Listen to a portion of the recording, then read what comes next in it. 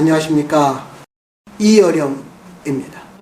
제가 평생을 글자로 먹고 살며 언어라는 바다 위에서 노를 저어왔지만 생애 저녁 노을 앞에 서고 보니 비로소 깨닫는 것이 하나 있습니다. 그것은 우리가 뱉은 말이 단순히 공기 중으로 흩어지는 파동이 아니라 우리의 마지막을 지킬 둥지를 만들기도 하고 반대로 우리를 가두는 창살이 되기도 한다는 사실입니다. 여러분, 나이가 든다는 것은 무엇일까요? 그것은 점차 내 손에 쥐었던 것들을 하나둘 놓아주는 과정입니다. 지귀가 떠나가고 건강이 예전 같지 않으며 친구들조차 하나둘 곁을 떠납니다. 결국 우리에게 남는 유일한 무기이자 마지막 소통의 끈은 바로 입술에서 나오는 말뿐입니다. 그런데 참으로 비극적인 것은 우리가 사랑하는 자식과 배우자를 가장 멀리 쫓아버리는 것 또한 바로 그 입술에서 시작된다는 점입니다. 저는 수많은 지성인을 만났고 화려한 삶을 사는 이들을 지켜보았습니다. 하지만 그들 중 상당수가 노년에 접어들어 텅 빈 거실에서 고독이라는 벽과 대화하며 살아갑니다. 왜일까요? 돈이 없어서일까요? 아닙니다. 그들은 자식과 배우자에게 사랑이라는 이름으로 포장된 독을 건넸기 때문입니다. 그 독은 신체에 상처를 내는 칼이 아니라 영혼을 멍들게 하고 관계의 뿌리를 갉아먹는 말의 독입니다. 특히 50대와 60대를 지나며 우리는 불안해지기 시작합니다.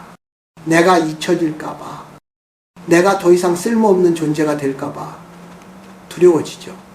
그 두려움은 곧 타인을 지배하려는 욕구로 변질됩니다.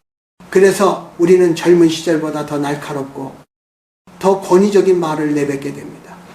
내가 너를 어떻게 키웠는데, 내 말대로 하면 자다가도 떡이 생긴다 같은 말들 말입니다. 여러분은 이것이 조언이라고 생각하시겠지만 듣는 이에게는 거대한 바위 덩어리가 가슴을 짓누르는 고통일 뿐입니다. 한국 사회에서 부모와 자식 그리고 부부 사이의 관계는 유독 끈끈합니다.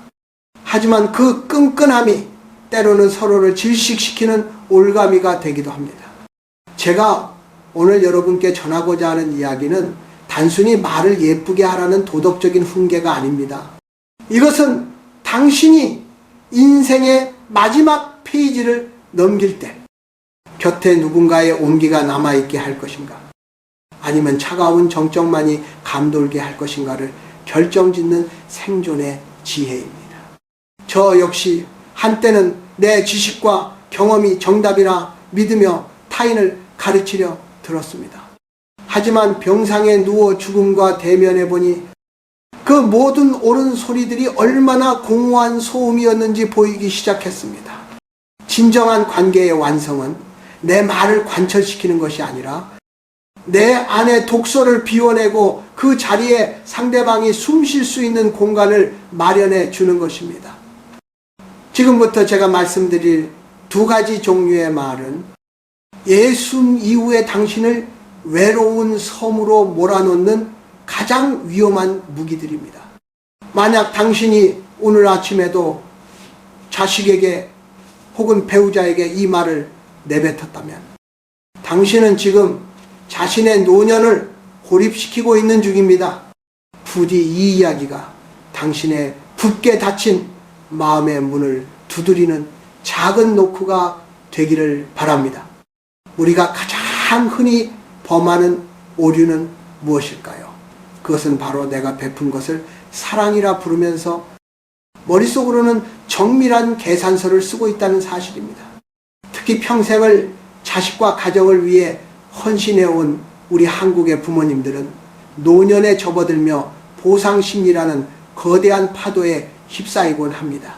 그때 튀어나오는 말이 바로 첫 번째 금기어인 공치사입니다. 내가 너를 어떻게 키웠는데, 내가 젊음을 다 바쳐 이 집안을 일으켰는데 라는 말들 말입니다. 여러분, 언어학적으로 볼 때 공치사는 대화를 구걸하는 행위이자 상대방을 채무자로 만드는 행위입니다. 여러분이 자식에게 내가 너를 위해 희생했다라고 말하는 순간 그 관계는 따뜻한 혈연의 관계에서 냉혹한 채권자와 채무자의 관계로 변질됩니다. 자식은 부모의 사랑에 감사하기보다 자신이 갚아야 할 거대한 빚더미 앞에 서 있는 것 같은 압박감을 느끼게 됩니다. 빚쟁이를 반갑게 맞이할 사람이 세상에 어디 있겠습니까? 자식이 당신의 전화를 피하고 명절에만 겨우 얼굴을 비춘다면 혹시 당신이 만날 때마다 보이지 않는 청구서를 내밀고 있지는 않은지 돌아봐야 합니다. 저는 생전에 이런 비유를 즐겨 들었습니다. 꽃은 나비에게 향기를 내뿜으면서 내가 너에게 꿀을 줬으니 나중에 나를 위해 무엇을 해달라고 요구하지 않습니다. 그저 자신의 생명력을 다해 피어날 뿐이고 그 존재 자체로 나비를 불러 모읍니다. 인간의 관계도 이와 같습니다. 진정한 희생은 그 행위를 하는 순간 이미 완성되는 것입니다. 내가 자식을 키우며 느꼈던 기쁨, 배우자와 함께 고생하며 일궈낸 성취감 그 자체가 보상이지 그것을 훗날의 담보로 삼아서는 안 됩니다. 특히 배우자 사이에서 나 아니었으면 당신이 어떻게 이런 대접을 받고 살았겠어 라는 식의 말은 상대방의 인격을 살해하는 것과 같습니다. 수십 년을 함께 산 반려자에게 가장 듣기 괴로운 말은 무시가 아니라 자신의 존재 가치를 부정당하는 것입니다. 공치사가 시작되는 순간 상대방은 자신이 걸어온 세월이 통째로 부정당하는 기분을 느낍니다. 그래, 당신 잘났다, 다 당신 공이다 라는 냉소적인 반응 뒤에는 다시는 당신과 깊은 대화를 나누지 않겠다라는 단절의 결심이 숨어 있습니다. 서양의 자기 개발서들은 기브 앤 테이크를 말하지만 동양의 지혜, 특히 우리 선조들의 무주상부시 정신은 다릅니다. 베풀었다는 마음조차 남기지 않는 것이 진정한 베꿈이라는 뜻이죠. 60세가 넘었다면 이제는 이 무주상의 경지에 들어서야 합니다. 내가 준 것을 잊어버리십시오. 그래야 상대방이 미안함 없이 당신 곁으로 다가올 수 있습니다. 기억하십시오. 희생을 입 밖으로 내뱉는 순간 그것은 더 이상 고귀한 헌신이 아니라 비루한 생색이 됩니다. 생색은 사람을 밀어내고 비움은 사람을 끌어당깁니다. 당신의 고생을 자식이 몰라주는 것 같아 서운하신가요? 걱정하지 마십시오. 말하지 않아도 세월이 흐르면 자식도 부모의 뒷모습에서 그 무게를 읽어냅니다. 억지로 일깨우려 하지 마십시오. 그 침묵의 무게가 오히려 당신을 더욱 존엄하고 그리운 존재로 만들 것입니다. 두 번째로 우리가 절대 뱉어서는 안 될 말은 바로 경험이라는 낡은 잣대로 타인의 삶을 재단하는 비교와 판단의 언어입니다. 나 때는 말이야. 요즘 애들은 참을성이 없어서 내 말대로 안 하더니 꼴 좋다 같은 말들입니다. 저는 이것을 경험의 오만이라 부릅니다. 60이 넘고 70이 되면 우리는 자연스럽게 내가 살아온 세월이 정답이라고 믿게 됩니다. 내가 겪은 고난이 가장 깊고 내가 터득한 방식이 가장 효율적이라고 착각하는 것이죠. 하지만 여러분, 세상을 한번 보십시오. 우리가 살았던 20세기와 지금의 21세기는 언어의 문법 자체가 다릅니다. 우리가 겪었던 헝그리 정신과 지금 아이들이 겪는 풍요 속의 빈곤은 서로 다른 종류의 지옥입니다. 그런데 우리는 내가 너만 할 때는 굶으면서도 공부했다라며 그들의 아픔을 하찮게 여깁니다. 이것은 조언이 아니라 폭력입니다. 상대방의 고통에 공감하지 못하고 내 과거의 영광만을 들이대는 사람과 누가 깊은 대화를 나누고 싶겠습니까? 언어학적으로 판단하는 말은 대화의 물길을 막는 댐과 같습니다. 배우자가 고민을 털어놓을 때 그러니까 내가 그때 뭐라 그랬어? 라고 답하는 순간 대화는 거기서 끝납니다. 상대방은 위로를 원했지 당신의 명쾌한 판결을 원한 것이 아닙니다. 자식들이 새로운 도전을 할 때 그게 돈이 되겠냐라고 찬물을 끼얹는 말은 그들의 미래뿐만 아니라 당신과 그들 사이에 신뢰까지 얼려버립니다. 나이가 들수록 입은 닫고 귀는 열라는 수입으로 서얼 부호대의 지혜는 단순히 도덕적인 말이 아니라 외로워지지 않기 위한 처절한 생존 전략입니다. 우리는 왜 자꾸 타인의 삶을 평가하려 들까요? 그것은 내 존재감이 사라지는 것에 대한 공포 때문입니다. 내 목소리가 작아지니 말의 강도를 높여서라도 영향력을 행사하고 싶은 것이죠. 하지만 진정한 권위는 목소리의 크기나 과거의 경력에서 나오지 않습니다. 상대방의 서툰 발걸음을 묵묵히 지켜봐주는 인내에서 나옵니다. 내 생각이 그렇다면 이유가 있겠지. 힘들었겠구나라는 이 짧은 공감의 한마디가 수만 마디의 훈계보다 강한 울림을 줍니다. 한국 사회에서 꼰대라는 말이 유행하는 것은 슬픈 일입니다. 어른의 지혜가 비웃음의 대상이 되었다는 뜻이니까요. 그 비극의 시작은 바로 나는 맞고 너는 틀리다 라는 이분법적 사고입니다. 영혼의 에너지는 흐름입니다. 내가 내 경험 속에 갇혀 타인의 새로움을 거부하는 순간 내 영혼은 고인물처럼 썩기 시작합니다. 60세 이후의 운명은 얼마나 유연하게 타인의 다름을 받아들이느냐에 달려 있습니다. 사랑하는 여러분, 당신의 경험은 당신만의 보석함에 넣어두십시오. 누군가 먼저 묻기 전에는 꺼내어 자랑하지 마십시오. 특히 비난이나 냉소가 섞인 판단은 당신의 주변을 사막으로 만듭니다. 사막에는 생명이 살 수 없고 오직 마른 바람만이 불 뿐입니다. 당신의 곁에 사람들이 꽃처럼 모여들게 하고 싶다면 판단의 칼날을 내려놓고 이해의 햇살을 비추십시오. 당신이 그럴 수도 있겠구나라고 말해주는 순간 당신은 외로운 노인이 아니라 세상에서 가장 닮고 싶은 스승이 될 것입니다.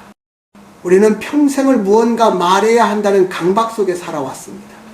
침묵은 곧 무시당하는 것이라 여겼고 내 목소리가 들리지 않으면 세상에서 내 존재가 지워질까봐 두려워했지요. 하지만 제가 생애 끝자락에서 배운 가장 위대한 언어는 바로 침묵이었습니다. 예순이 넘은 당신에게 필요한 것은 상대를 굴복시키는 논리가 아니라 상대의 마음이 스스로 열릴 때까지 기다려주는 지혜로운 멈춤입니다. 여러분, 왜 나이가 들수록 말이 많아지는지 아십니까? 그것은 외롭기 때문입니다. 내 안의 공허함을 타인의 반응으로 채우려다 보니 했던 말을 또 하고 쓸데없는 참견을 하게 됩니다. 하지만 기억하십시오. 말로 채우려 할수록 당신의 영혼은 더 허기지게 됩니다. 타인에게서 위로받으려 내뱉는 말들은 결국 메아리가 되어 더 큰 고독으로 돌아올 뿐입니다. 진정한 품격은 내가 나 자신과 대화할 줄 아는 자족지주에서 나옵니다. 누군가 당신을 무시하거나 서운하게 할 때 즉각적으로 대응하지 마십시오. 3초만 숨을 고르고 침묵해 보십시오. 그 짧은 정적 속에 당신의 품위가 담깁니다. 상처받았을 때 쏟아내는 거친 말은 결국 내 인격을 깎아먹는 칼날이 됩니다. 대신 그 에너지를 안으로 돌려 나 자신을 다독이십시오. 그럴 수도 있지. 저 사람도 인생이 고달픈 모양이구나 라고 속으로 삼키는 순간 당신은 상황에 휘둘리는 약자가 아니라 상황을 지배하는 거인이 됩니다. 또한 자식이나 배우자와의 관계에서 모르는 척 해주는 기술을 익히십시오. 눈에 보이는 허물을 다 지적하는 것은 사랑이 아니라 잔소리입니다. 진정으로 깊은 사랑은 상대의 단점을 알고도 말하지 않는 너그러운 침묵에 있습니다. 당신이 입을 닫고 인자한 미소로 지켜봐 줄 때 자식들은 비로소 당신을 어려운 존재가 아닌 기대고 싶은 언덕으로 여깁니다. 훈계하고 싶을 때 한 번 더 참고, 가르치고 싶을 때 한 번 더 들어주십시오. 그것이 60세 이후에 사람을 얻는 가장 고귀한 기술입니다.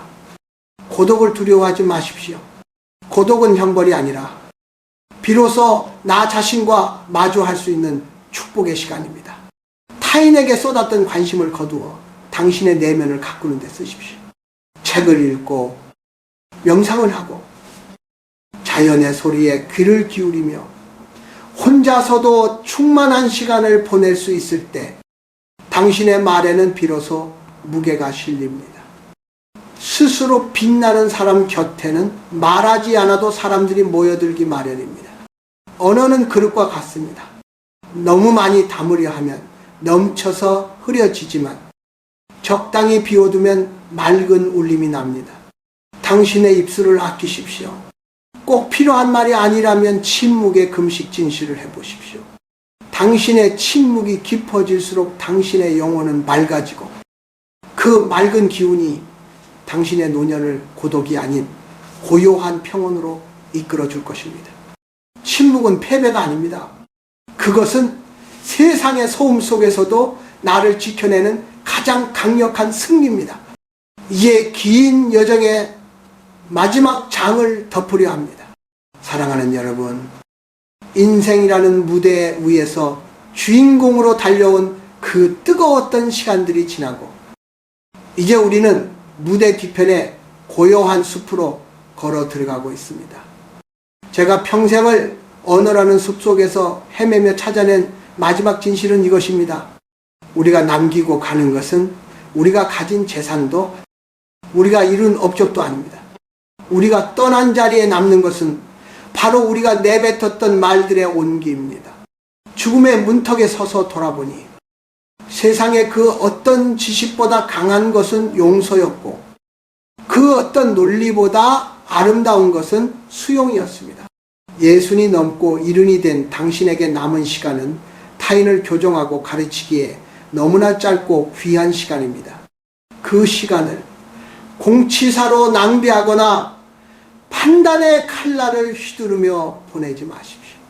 당신이 뱉은 날카로운 말들은 결국 부메랑이 되어 당신의 가슴에 고독이라는 상처로 돌아올 뿐입니다. 저는 생애 마지막 글을 쓰며 이런 생각을 했습니다. 나의 말은 누군가에게 지팡이가 되었는가? 아니면 걸림돌이 되었는가? 여러분도 오늘 밤 잠들기 전 스스로에게 물어보십시오. 당신의 말은 자식의 지친 어깨를 다독여 주었습니까? 아니면 그들의 마음속에 무거운 빚의 짐을 지웠습니까? 당신의 침묵은 배우자에게 평안을 주었습니까? 아니면 차가운 무관심의 벽이었습니까? 진정으로 고독하고 싶지 않다면 당신의 언어를 꽃으로 바꾸십시오. 꽃은 자기를 봐달라고 소리치지 않습니다. 그저 제자리에서 아름다운 빛깔과 향기를 내뿜을 뿐입니다. 그러면 벌과 나비는 자연스럽게 모여듭니다. 60세 이후의 삶도 이와 같아야 합니다. 내가 먼저 손 내밀어 사랑한다고 말하고 내가 먼저 고생했다, 미안하다, 고맙다라고 고백하십시오. 어른이 먼저 굽힐 때 관계의 기적은 시작됩니다. 자식의 허물을 덮어주는 인자한 웃음, 배우자의 손을 묵묵히 잡아주는 온기, 이것이 바로 당신을 영원히 고립시키지 않을 유일한 마법입니다. 여러분, 저 이어령은 이제 한 줌의 재로 돌아가지만 제가 남긴 문장들은 누군가의 가슴 속에서 작은 불꽃으로 타오를 것입니다. 당신 또한 누군가의 기억 속에 어떤 문장으로 남고 싶으신가요? 까다롭고 무서운 부모로 기억되고 싶으신가요? 아니면 언제든 돌아가실 수 있는 넉넉한 그늘로 기억되고 싶으신가요? 그 선택은 지금 당신의 입술 끝에 달려 있습니다. 이제 말을 아끼고 마음을 여십시오. 당신의 언어에서 독을 빼고 향기를 채우십시오. 비워진 그 자리에 비로소 참된 평화와 사랑이 깃들 것입니다. 해 저무는 노을이 아름다운 이유는 세상을 태우던 뜨거운 열기를 내려놓고 온 세상을 부드러운 빛으로 감싸 안기 때문입니다. 당신의 인생도 그렇게 황금빛 노을처럼 아름답게 마무리되기를 간절히 소망합니다. 부디 당신의 남은 세월이 고독이 아닌 고고함으로, 소음이 아닌 깊은 울림으로 가득하기를 빌겠습니다. 이것으로 저의 마지막 인사를 대신합니다. 부디 평안하십시오. 그리고 사랑하십시오.